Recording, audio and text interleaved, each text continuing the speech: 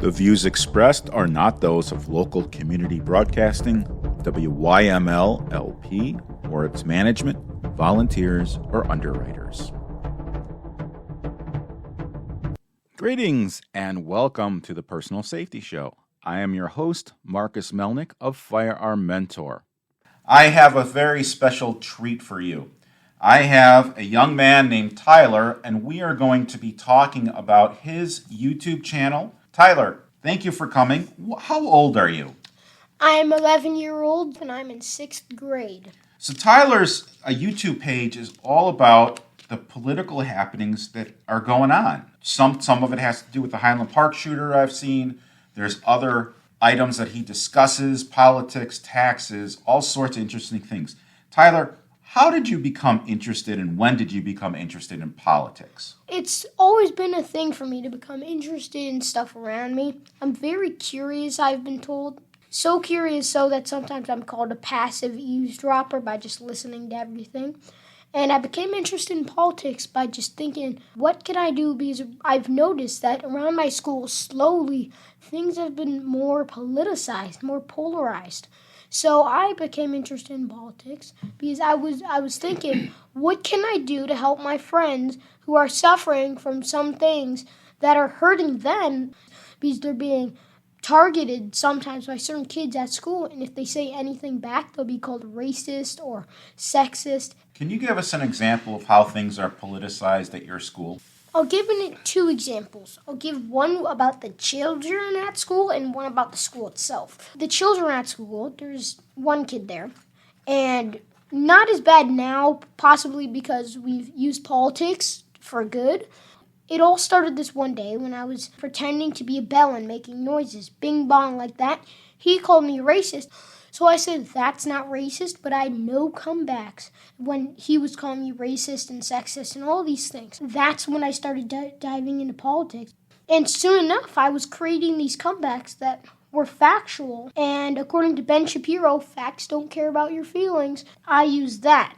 At my school, this one example would come from my mom. My mom was on this talk for this health classes, sex ed, and there were a lot of things that were strange. Like, instead of talking about females and males, it was people who have children and people who reproduce with the people who have children. Very, very vague stuff. So that led me to think, what would happen if these kids knew nothing about reproduction and they went into this class? I barely learned anything. I just know what I know from other kids talking about it. I know that sounds strange. Oh, come on. I bet you learned all the woke terminology. Only about half of it. Most of it was by listening to politics on YouTube. Eventually, some teachers are really sick of it. Some teachers, you can tell, are just don't even care anymore. So since this show is about safety, I kind of want to shift the focus to school safety, educational safety. Do you feel safe in your school? What do you mean by safe? Do you mean, do I feel safe, like if there was an active shooter Yes. threat? Well, then I'd have to say I'd feel pretty safe in my school building because it is very, not exactly high-tech, but it has a lot of government funding. Since we have a very small town and the school itself is small as well, so all that funding has to go somewhere. Most of it goes into the lobby where there are bulletproof windows, but also there are locked doors and like tons of security cameras, stuff, and there are panic buttons in every single room, which is good.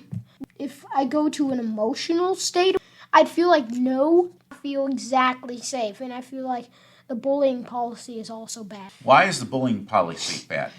I think the bullying policy is bad because, I'll give an example. I've been bullied by this one scrawny kid. It all started in 1st grade.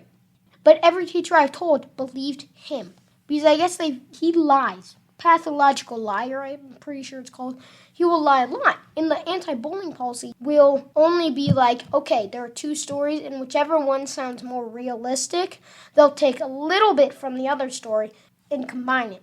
So at this other school that I go to now, they take half and half and combine and get both people in trouble. I gotta say, at my last school and some at this school, the bullying policy does not affect anything. It's basically you just stay inside for recess, or you get a talking to and make everybody say sorry, including the person who was bullied.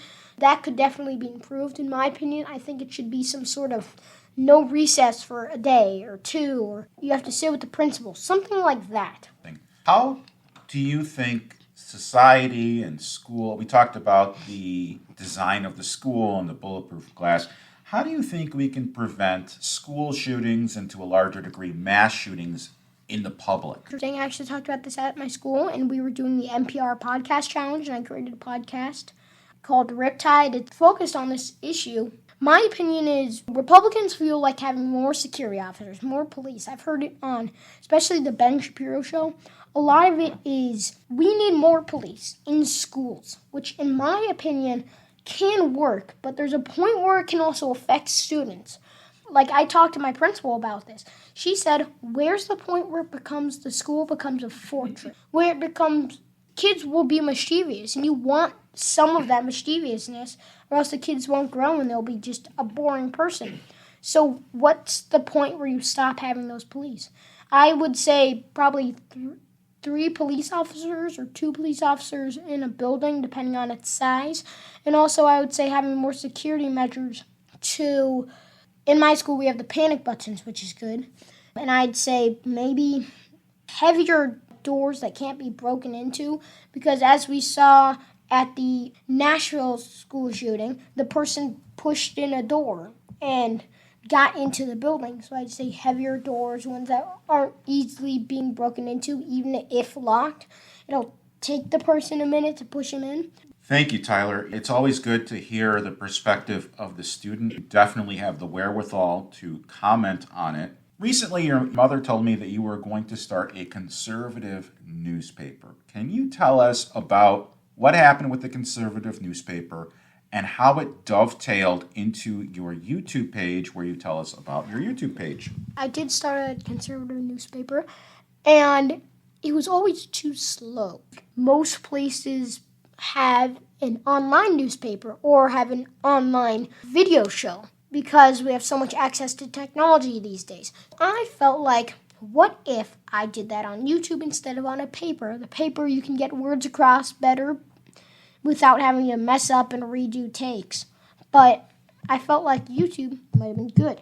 So I decided, hey, I know so much about politics, and my mental capacity, according to my mom, is good enough to make a video. She just helped me set up the camera, and we got going with creating videos. I'm taking a break now because I have so much stuff to do. I'm also writing a book. If you want more information about it, I recommend going to Tyler with the Times. That is Tyler space WITH space THE space TIMES. Tyler with the Times. And that will lead you to my YouTube page. Okay, well, one of my questions was, do your parents help with your channel? And you answered that. How do you prepare for different topics, or is it just what's going on in the news?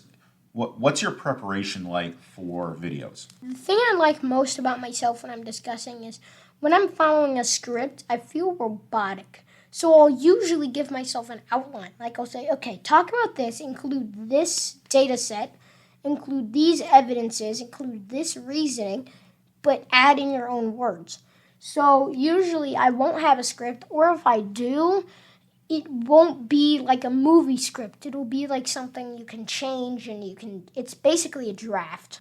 Tyler, you're almost 12. That's exactly what I do, and I'm professional, as they say. Great job on it. Tyler, the fact that you're writing a book is very interesting. What's the topic of the book, and how did you get started with it?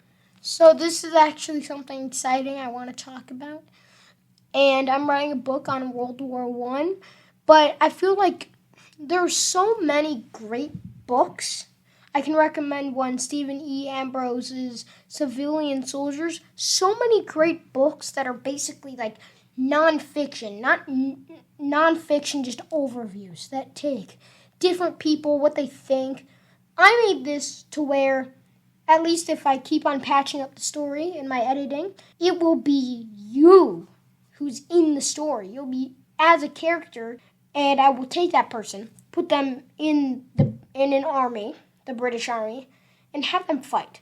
I will also have multiple places where you're basically in a skirmish where to learn about history itself, some of the weapons, I'll put you on different sides of the army and give you certain weapons that other armies didn't have access to and show you what the psychological effect was, how people use them, and how dangerous they were.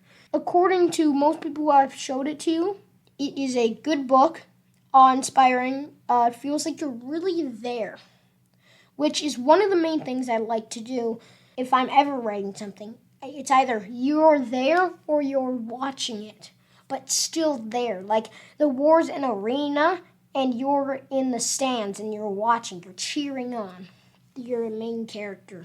Fantastic. When do you think your book is going to be finished and published? Finished and published are extremely different things. Judging by my time schedule and how much time I have to do things and what I like to do, publication, I've heard, is a very long process. And right now I'm still at the stages where I'm still writing, so I don't have an exact measurement of time. But I'd say in the 2024/25 year, or at the latest 2026, is when it might be published, depending on the times and depending if there are publishers available. But the book itself will probably be finished by 2024, like in the middle of the year of 2024. Fantastic. I can't wait to read it. You're obviously extremely intelligent. Most people who are in 6th grade have zero interest in politics. My children are in high school, and one is out of high school. They have zero interest in politics and roll their eyes every time I bring it up. What do you want to do with your career? If you even know, what do you want to major in college? What would you like to do? How would you like to go about earning an income? So I've thought about this question a lot, and it's very deep. It's very hard at this age to know. Like most kids will say an astronaut, the president of the United States of America, things like that. If I want to take a look at the country's economic standpoint and how many other years I have until I get a job, if I want to take a look at the world's standpoint on everything, how the world will change, or what jobs will become available, or what qualifications you will need, or what I will have interest in, which has changed, then I guess I will have to think about it later on. Most kids think about a job in college, and that's when they sign up for their majors. But I think you want to plan early, especially if you're a young child or a teen listening to this. Plan right now. It'll be way too late. All the people who wait until college to think about it, it's not a good idea. Because if you don't have a game plan ready, then you're going to go into the wrong place and you're going to be stuck with a college degree that's useless or that you don't want to be in a job. And that'll just take away your life. The life's purpose is to provide and to flourish other life forms and help grow your species. So I'd say get a job that's good, get a family, and make sure your college degree and your education is what you want, not your parents. Not your parents, but you. Even though it may be really hard, especially if your parents think of you very highly and think that you can do this job or this job, talking about my family, if they think very highly of you and recommend you do this job, you should not always listen. Sometimes the people with the most experience won't be your parents, but it'll just be a stranger you walk by and get in a conversation with. You never know. I recommend waiting, but start planning out. If you do follow what your parents say, or if you have an idea right now, follow that. But if anything ever changes, think about it more and write it down somewhere. That's great advice. I'll actually dovetail on that. I have a son who's 19, and I wanted him to go to college. I would have loved for him to go to college, but he decided not to, and I completely support that. It's his decision. In high school, he began working in the restaurant industry and has worked his way up in this one restaurant, and his attitude was, why am I going to go to college to learn what I'm already doing? And I get that, and he's a very hard worker. He's very successful. Obviously, your opinions on things, my opinions on things, everyone has a different viewpoint, and the world would be pretty boring if we all agreed 100% of the time. I'm certain that there's people who have looked at your materials and maybe have not agreed with you. And it's okay to not agree with someone. How do you handle adversity? How do you handle things, people that are woke, that are being nasty to you, basically?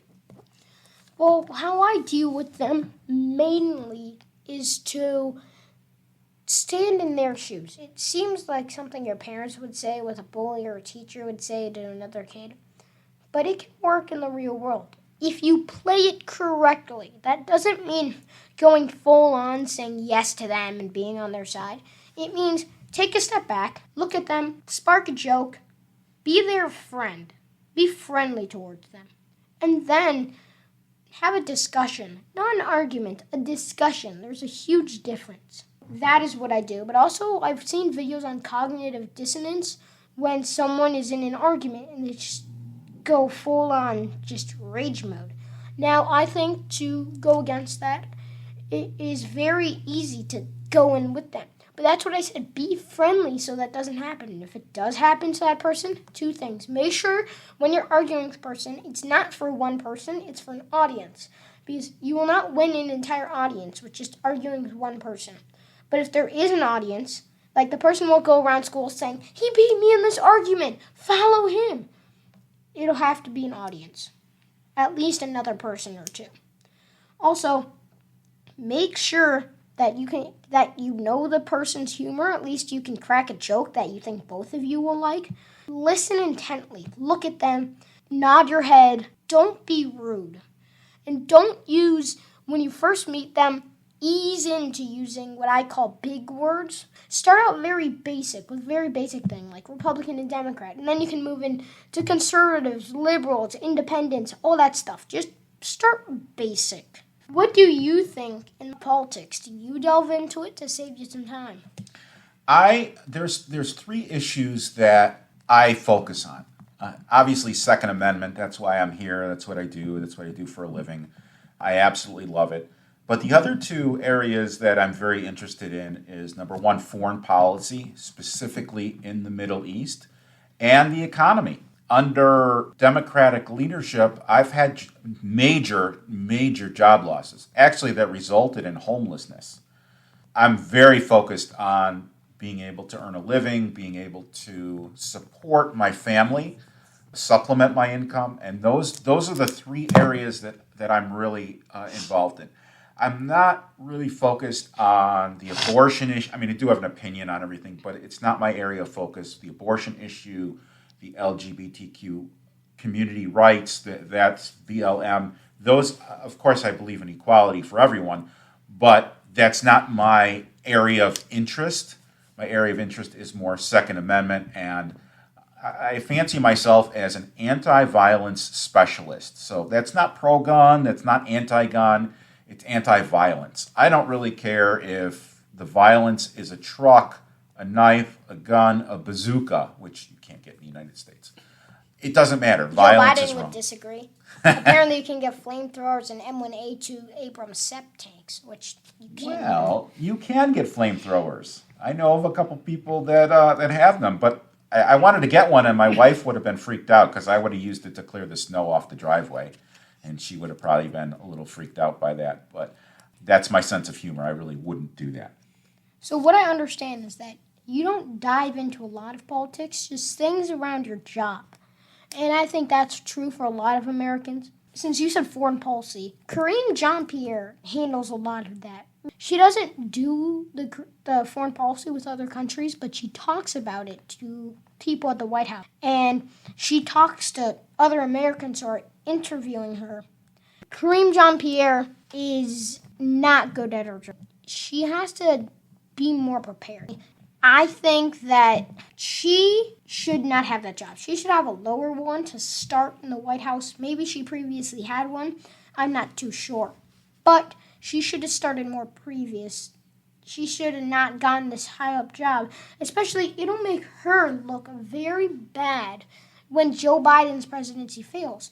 Because even if you're very good at your job, even if you are extremely good, if you're associated like Mike Pence with Trump, If you're associated with someone who says something bad, or even in real life, if you're associated with a friend who did a crime, you'll be investigated and you might take part of the blame because you're the person, you're associated with them, which is not good in the slightest. She doesn't have answers. Or she needs to work on her vocabulary to express those answers because she can't do it that well. And if someone asks her a question she doesn't know, she shouldn't just stutter or move on to the next question. I know a lot of people who do that. But she should say, which she has sometimes, we do not know about this, or admit the truth. Because you want to trust somebody. You want to trust, especially someone in the White House. You want to trust them. So why not trust them and have them say the truth, at least every once in a while? Can I call you the conservative kid? I do not like to be called a conservative kid because Okay. I do like some liberal policies, some democratic policies, especially some of them that are extreme, or at least that were previously used. And also, if you're called a conservative kid, that automatically makes people just think that you support Donald Trump, or that you do support like white supremacy and stuff that only some Republicans support. And yet you can't say the same thing about Democrats, which is strange. But I would like to just be called a political kid. I do not like being called any Democrat, Republican. I am one of those things, but I will not be specifically called out. I want everybody to introduce themselves as me, as they don't know anything about my political standpoints, and as we're going to be friends one day, like I did today with you. That is fantastic. Very, very mature outlook. I also don't identify with one or the other party. I'm an independent. I voted both conservative. There are liberal policies that I enjoy. What are some liberal policies that you support, Tyler? One of the liberal policies would be having mask mandates. I mean, I feel like, sure, people want their security and stuff, or at least during the COVID pandemic year, but sometimes it can be good. If you want to keep people safe, they won't realize it. Like, if you're a kid, you know how your parents would always say, you'll see later, like, you'll learn later in life why I'm doing this, why it's good for you. And people, I feel like nowadays, are just starting to learn. Maybe the mask mandate was a good thing. Maybe it wasn't as bad as I extremely outrageously raged and swore at people about it. I mean, that's just one example, but I feel like a lot of things Democrats do, like the border policy, they could keep a wall, or they could block out a lot more immigrants, which is good, and stop calling the Border Patrol people racist. The Democratic policy of letting more immigrants into the country and giving them some housing also could change. Like not giving them a full house salary, but giving them something like a starter pack in a video game to get them settled. Because, I mean, in this country, we cannot compare to China, which is the enemy superpower. And they have a lot more people than us. So if we were to get into a war, it would have to be nuclear weapons. So having more people that might go into the army would help. And also having more people that need to be freed from Mexico. Of course, there are drug cartels that may come in. But also, if you help someone, especially if you're in the street, like if you go to a homeless person and you give them $20, they'll really thank you for that. They'll protect you. They'll help you. Like I've heard stories of this one person, they brought, to sum it up, they give this homeless person some money, and then a couple of days after that, they were being mugged on that same street. So the homeless person protected them. And I feel like that could help with immigrants, because if you give them something to believe in America for helping them, securing them out of Mexico, then they would be like, hey, I'm going to sacrifice myself for this country, because if they've done that for me, then why can't I do that for them? Think about what you can do for your country, not what your country can do for you. That's a famous presidential quote. That was John F. Kennedy, and he was right. And I don't disagree with you. I think that people should be given opportunities, which is basically what you are talking about. Tell us about, what does the future have in store for Tyler? Yeah, I'm a go with the flow guy. I don't focus on the future as much as I think I do. I think I focus on it a lot, but I actually don't. I mean, I'm basically Joe Biden. I think about ice cream all the time. I think about what's in the present, or what can I do in an hour to go get ice cream. Now, I have a question for you. What do you think of the Trump versus DeSantis race. In my opinion, Trump is no longer, he has two sides, as Ben Shapiro would say, good Trump and bad Trump. And I feel like good Trump is good Trump, but bad Trump is very bad look for Republicans. I feel like he would not win the race. If we had to pick one president, I would pick DeSantis because he has good policies. He's starting out his career. He's doing good in Florida. And also feel like Republican Trump would not get a good look at all for Republicans. I've had this conversation with family members. I do like DeSantis. I don't think that Trump would be and this is an opinion, it's not based on fact, it's just based on a feeling, and facts don't care about my feelings, but basically, Trump is very abrasive. I think he did a great job running the country. He did a fabulous job with the economy. He was very entertaining to watch, as was Alec Baldwin impersonating him on Saturday Night Live. I enjoyed that. But I think that he has angered a lot of people, not on what he's done, but how he has said things. The angry tweets at 2 a.m, they're not very presidential. So I'm hoping DeSantis is a viable candidate. I would really want to see who the other candidates are. Joe Biden's approval rating is just very, very low, not only among conservatives, which would make sense. Democrats as well. Among Democrats, exactly. I just seeing Joe being interviewed by various people and talking about ice cream when there was a school shooting press conference was a little bit ridiculous. A lot of it, I'm embarrassed for the country. Tyler here is not a 50-year-old man. He still is a child. He still likes to play. One of his YouTube videos was on Legos. I was very, very happy because I'm a Lego guy too. Life is about fun. So Tyler, thank you very much for taking the time to talk to me, to express your opinion. What else can you share with everyone as a final thought? In my opinion, the meaning of life is if you can enjoy life, if you can do good things but also have a good time, if you can be funny, be insightful. And the meaning of life is to enjoy life, help others, be a good person. Very good. Thank you very much, Tyler. And if you'd like to follow Mr. Tyler on YouTube, Tyler, tell everyone your YouTube channel name again. Tyler with the Times, Tyler, space WITH, space THE, space TIMES, or email me at tylertimespolitics@gmail.com, no caps. Thank you. Stay safe out there, and pretty soon I'll see you at the shooting range. This is Marcus Melnick with Firearm Mentor, signing off. The views expressed are not those of local community broadcasting, WYML LP, or its management, volunteers, or underwriters.